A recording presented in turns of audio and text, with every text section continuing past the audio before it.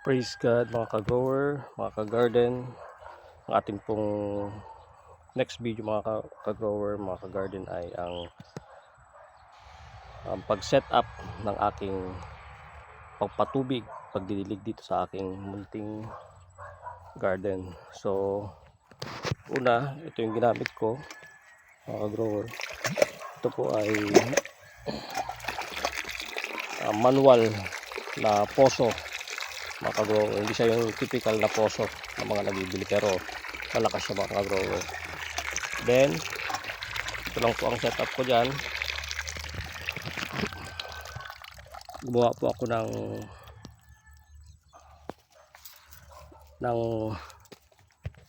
para sa motor naman mga ka-grower. Yung isang ginagamit ko yung gas motor, ito naman gasoline motor pump. Ngayon naman mga ka-grower ay subukan natin itong electric battery na electric pump mga ka-grower, pero ang gagamitin natin ay para sa battery naman. Tignan natin tong setup na ito mga ka-grower. So ayan, meron siyang dugtungan dito, tapos gumamit ako ng ball bulb, plastic ball bulb, para pwede kong ikabit kahit anong klaseng motor. Tapos yun ito yung nagdidikit sa kanya, yung yun. Ngayon ito try natin siya mga ka-garden kung effective ba, para magamit natin ng less fuel, battery lang. Pero next time kung maging okay itong setup na to, gagamitan natin siya ng solar mga ka-grower. So itry po natin.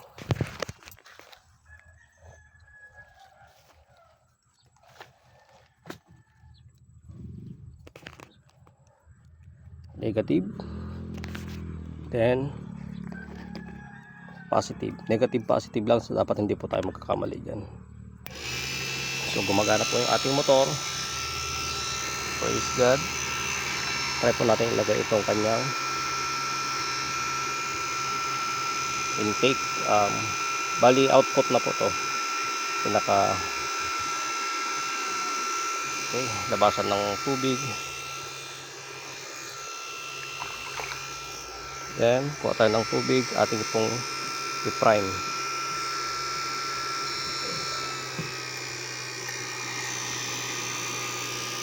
Then buksan po natin yung, tignan po natin kung lalabas siya mga ka-grower.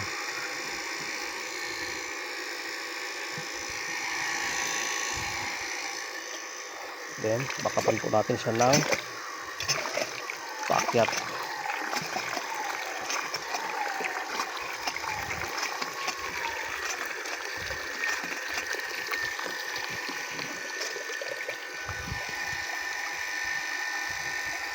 So